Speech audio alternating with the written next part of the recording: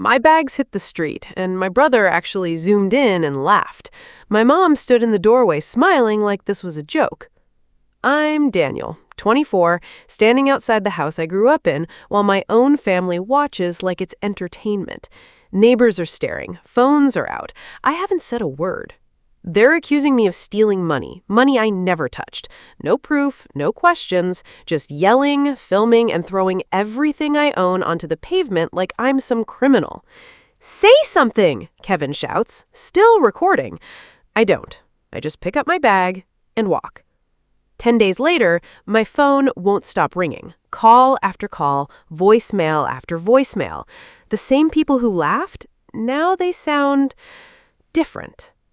One message plays, shaky and desperate. Daniel, please, we didn't know it was you. I replay that part twice.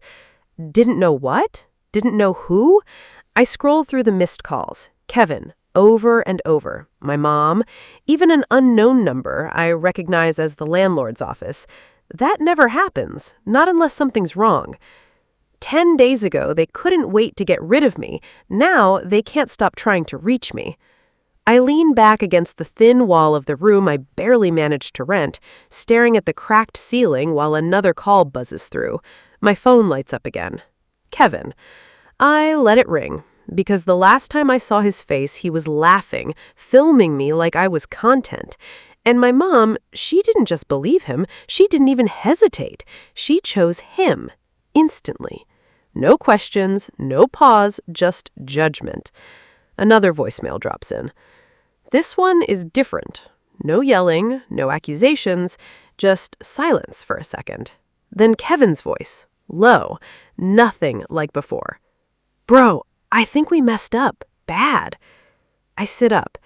For the first time since I left, I actually feel something shift, because whatever they just realized, it's big enough to make them beg, and I already know exactly what it is. Before we go anywhere further, comment where in the world you're watching from and make sure to subscribe because tomorrow's story is one you don't want to miss. I almost answer, but I don't. Instead, I open the voicemail and let it sit there, unplayed, while my mind drifts back to how it even got to that point. Living in that house never felt like living with family. It felt like surviving around Kevin. He filled every room with noise, loud opinions, louder accusations. If something went wrong, it was always someone else's fault. Most of the time, mine. My mom never stopped him. If anything, she backed him up.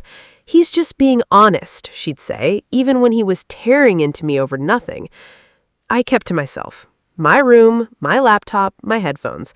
Late nights, early mornings, they thought I was wasting time online, playing with computers, as my mom liked to call it. Meanwhile, every few days, I'd hear them arguing in the kitchen. Bills, rent, electricity. Same cycle, same panic. Kevin pacing, my mom stressed, flipping through papers, talking about how they were running out of options. But somehow, it always got handled. The tension would spike, then disappear. Like something fixed it overnight. I noticed the pattern before anyone else. Every time the arguments got bad, I'd quietly check my phone, sit there for a minute, then go back to work. And by morning, the shouting was gone. No one ever asked me where I got the money from. No one ever questioned how things stabilized. They just assumed it worked itself out. The night before everything exploded, I remember sitting on the edge of my bed, staring at my screen longer than usual. My banking app was open. Numbers, transfers, a history I knew by heart. For the first time in months, I didn't tap confirm. I just stared at it. Then I locked my phone. The next morning, I woke up to shouting, louder than usual, sharper. My mom's voice cut through the walls. It's gone! The money is gone! Kevin didn't hesitate, not even for a second. He stormed straight into my room, phone already in his hand, camera rolling. Tell me you didn't take it. I looked at him, then at my mom behind him, and that's when I realized they weren't asking. They had already decided. Kevin stepped closer, smirking. Go on, say something, or should I just post this now? I stood up slowly, grabbed my bag, and walked past him. That's when I said it. Quiet, calm. You really don't understand what just happened. Kevin laughed. Yeah, then explain it. I stopped at the door, but I didn't turn around, because if I did, I might have told them the truth, and they weren't ready for that. The next voicemail starts playing before I even realize I tapped it. It's my mom. Not yelling, not accusing, shaking. Daniel, we've checked everything. The account, the bank, even the statements. We don't understand what's happening. I sit there, phone in my hand, listening closer. Her voice drops. There were deposits, regular ones, same amount, same time every few days. We thought it was, I don't know, something automatic. I close my eyes.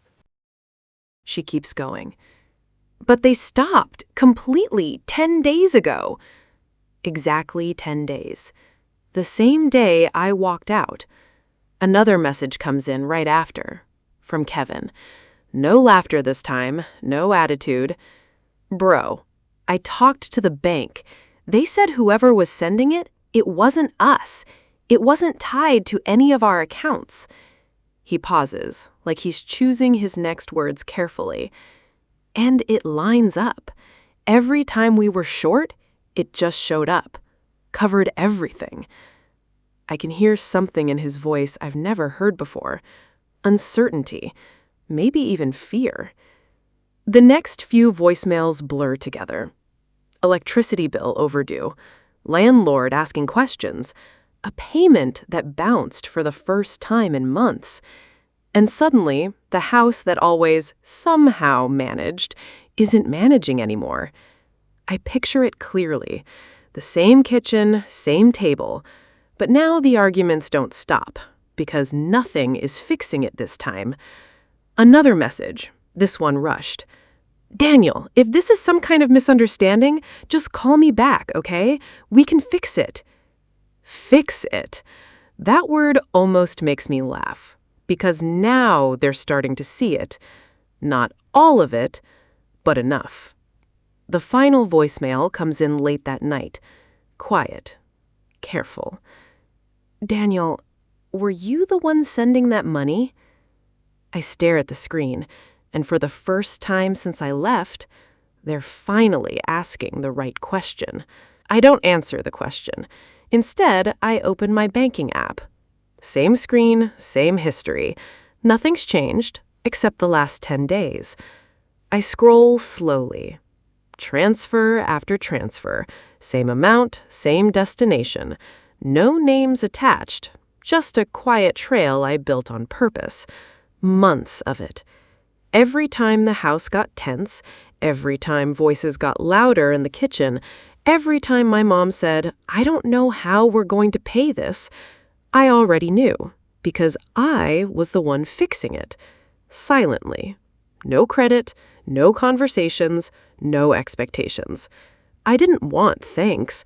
I just didn't want things to fall apart. And for a while, they didn't. I keep scrolling until I reach the last one. 10 days ago.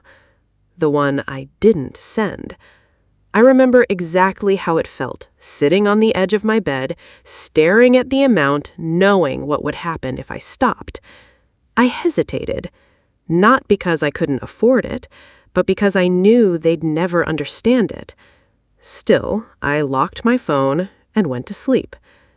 Now I'm staring at the result of that decision. Missed calls, voicemails, panic. Another message comes through. Kevin again. I play it. Daniel, we checked everything. The timestamps, the amounts, it matches. Every time we were about to miss something, it came in. Every time. His voice tightens. That means when you left? He doesn't finish the sentence. He doesn't need to. Because now they see it. Not just the money, the pattern, the truth, and the part they can't undo. Another message follows immediately. My mom this time. Her voice cracks. We told everyone you stole from us. A long pause.